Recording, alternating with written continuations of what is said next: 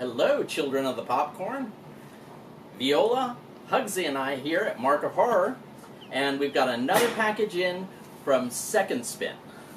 A bunch of used DVDs, and I think there might be a few Blu-rays in here that we got pretty cheap when they were running their last 30% off sale.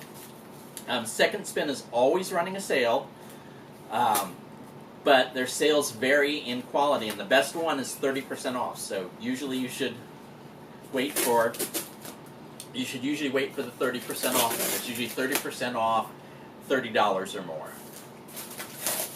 Their other sales are 20% off any amount, or buy one get one half off, or buy two get one free. But the one that almost always works out best is 30% off. And this time we got quite a bit this time. I didn't remember ordering quite this much. We got Carriers with Chris Pine, and it's an end-of-the-world story about infection. It's horror adjacent. It's not really exactly horror, but it is horror adjacent. Tales from the Dark Side, the movie, one of Steve Buscemi's best roles. And it's got some great stories, and it's got Deborah Harry in it.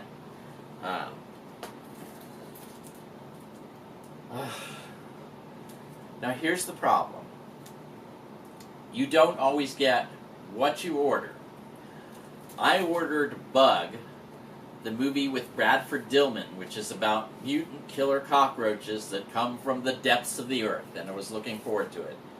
This is not that film. This is a Jamie Kennedy film, and it isn't even a horror film. In this offbeat comedy, a bug-killing boy starts a chain reaction of surprising events that ripple across an LA community. So, yeah, this is the second box we've gotten from Second Spin, and it's the second box where they've sent me something wrong. This was not at all what was pictured. They actually pictured the and had the number for. They had the correct UPC for the Bradford Dillman version. So let's see what I'm out on that one. I'm out $2.80 unless I wish to protest it. But honestly, when the prices are so low, I don't usually bother. They don't usually get more than one wrong. It just happens. There are too many movies that have the exact same name. Nazis at the Center of the Earth. I don't know if this is horror or not. I have a weakness for Nazis as bad guys. Book of Shadows, Blair Witch 2, which I'm sure is not very good, but I have the Blair Witch Project, and I have the more modern Adam Wingard's Blair Witch, so I thought I'd fill in that hole. Alien Dead, 25th Anniversary. Another low-budget film that I didn't have. Devils of Darkness and Witchcraft. Witchcraft is going for ridiculous prices used on Amazon, but on here it was $9 before the 30% off, and it included Devils of Darkness and Witchcraft. And it's one of the Midnight Movies double features. Session 9. It's just a pretty good horror movie, but it uses excellent footage from a closed-down sanitarium. So this is not a set. When you see them on there, they actually went in and filmed in a closed-off sanitarium. Plus, you can see David Caruso without sunglasses. Finally finished off the set. Silent Night, Deadly Night. Uncut and uncensored. Boy, they're shouting this one. Hordes of angry mothers couldn't keep it away. Sex, murder, gifts. Slashing through the snow, looking for his prey. Now, the hordes of angry mothers, probably you aren't old enough to realize this. This film got yanked from theaters because there were hordes of angry mothers. And it actually started a big backlash, or rather it escalated a big backlash against slashers and so the MPA started really cutting into them. But at least we can watch what we want today. And now I have all 5 in the series. I think there's a modern remake, so I'll have to check on that. But I'm going to watch all 5 in the series. The Innocents, starring Deborah Kerr. Oh, see, and here's another problem with getting used. It is really cheap, but I can hear. Well, there's a lot of tape here, so I'm not going to open it right now. But I can hear that the disc is loose in here. So Second Spin has a lot of really good prices, but you may have to contact them for a return. Triple feature, Sinister, Cabin in the Woods, and The Possession. I have Cabin in the Woods, but strangely I didn't have Sinister or The Possession, so I get 2 films out of that one.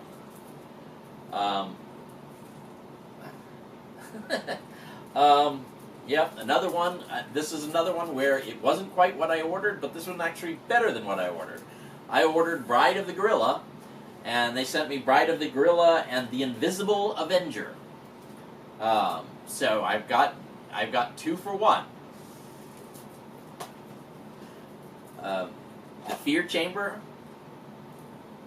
Yep, Fear Chamber is another loose disc. I ordered it only because it's really cheap. It's Alive. I ordered the modern remake of It's Alive. This was before Larry Cohen's unfortunate passing. But I ordered this one because I wanted to show just how bad it is compared to the 3 that Larry Cohen wrote and directed. Skinwalkers. I thought I had this one, but when I went over my list, I didn't. My friend Pat always loved werewolf movies. I like really well-made werewolf movies. We'll see which one this one is. The Rats. I'm, of course, going to do a series on rats. They're coming. Thousands of ravenous, bloodthirsty rats. And the terrified occupants of a New York City department store have nowhere to hide. Not only are these genetically altered creatures smarter, stronger, and bigger than normal rats, they've acquired a taste for human flesh. Time is running out for investigator Jack Carver, the only man who can discover how these rodents became violent killers and stop their trail of victims before it's too late. The suspense builds in the sewers and subways of Gotham. Yeah, it does say Gotham. As a battle rages to determine which species will survive, man or beast. I blame Batman. Lou Diamond Phillips in The First Power. Also with Tracy Griffith, McKelty Williamson. How do you stop a killer with immortal powers? Now, I don't know whether that's the power of immortality or whether immortals just have a certain set of powers that I'm unaware of. Lou Diamond Phillips stars as a hotshot LA homicide detective. Do you know that pretty much all homicide detectives are hotshots? Caught in a harrowing game with a man who lives to kill and cannot die. In this psychological thriller that transcends mortal terror. Apparently we have a rubber band around this one, and this is from good old Blockbuster. A cheap Blu-ray of Hellraiser Revelations, which means I'm just missing Hellraiser Judgment, which they wanted too much for. Speaking of Larry Cohen, Maniac Cop 3, Badge of Silence. This is a series that I love. I like Robert Z'Dar, and this one has Robert Davey, Paul Gleason, and Robert Z'Dar in it. But other entries have Tom Atkins in it, and Bruce Campbell in the earlier ones. The Devil Commands, starring Boris Karloff. When the devil commands, Karloff obeys.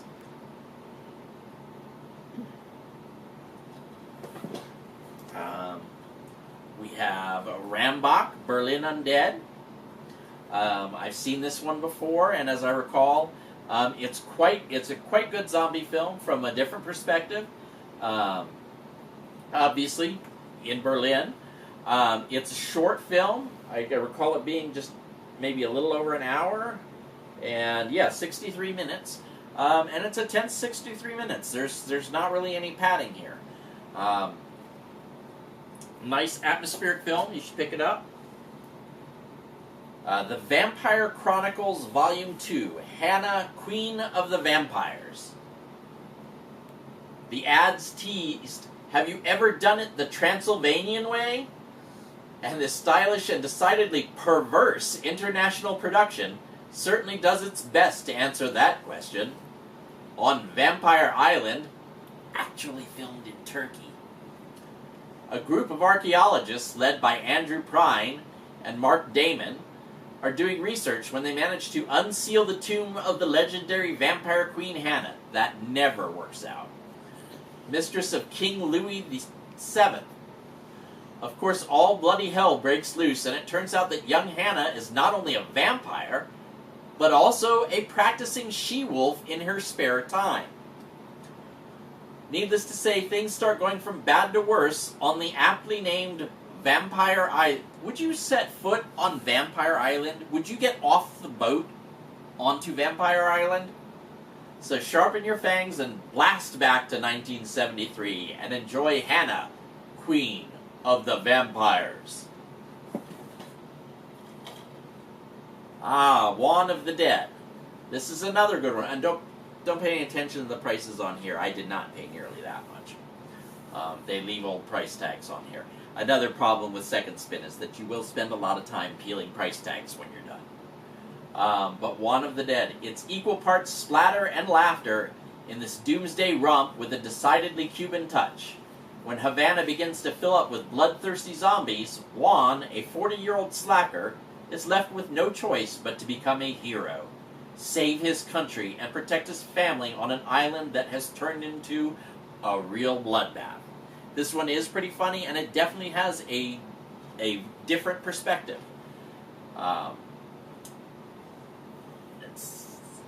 Let's see. It was an official selection of TIFF, and they don't have much else to say about it here.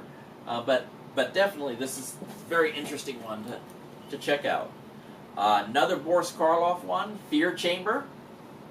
After receiving strange signals on his equipment, brilliant geologist Dr. Carl Mandel, Boris Karloff, sends a team to search the depths of the Earth in an effort to learn its origin. What they discover is a life form encased in solid rock which can communicate telepathically. I'm going to guess it doesn't go well. The night Evelyn came out of the grave. Lord Alan Cunningham is haunted by the memory of his dead wife, Evelyn. He channels the trauma of his spouse's past affair by picking up red-headed prostitutes and subjecting them to vicious acts of torture in his decaying castle. He remarries in an attempt to recapture his fading sanity, but the arrival of his new wife spawns a series of sinister events. Bloodthirsty creatures strike at Sir Alan's family, killing them off, one by one. As the violence escalates, Evelyn's tomb is discovered to be empty. The resurrected corpse descends upon the terrified Baron, beckoning him to join her in death. 1971. Horror of the Blood Monsters.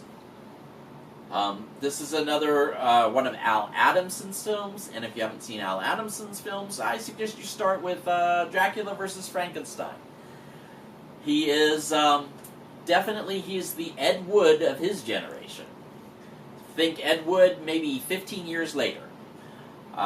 His films are just hilariously incompetent, but I do like John Carradine, and so I'm looking forward to watching this one.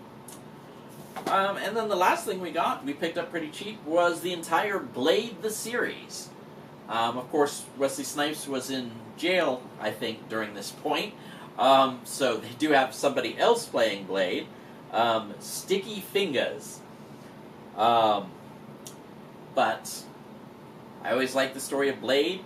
I loved Tomb of Dracula when I was growing up, which, again, gives you how old I was. And Blade was a side character in that, but I'm glad to see he's got his own series. So this was quite a nice haul from Second Spin. Most of these films were between $1 and $4. Yeah, in fact, I'm not really seeing. Devils of Darkness and Witchcraft was $6.12, and that was the most expensive one out of all of those. And these were all ones that I didn't have. But please click subscribe, like, or even comment below on one of the films that I picked up. Thank you.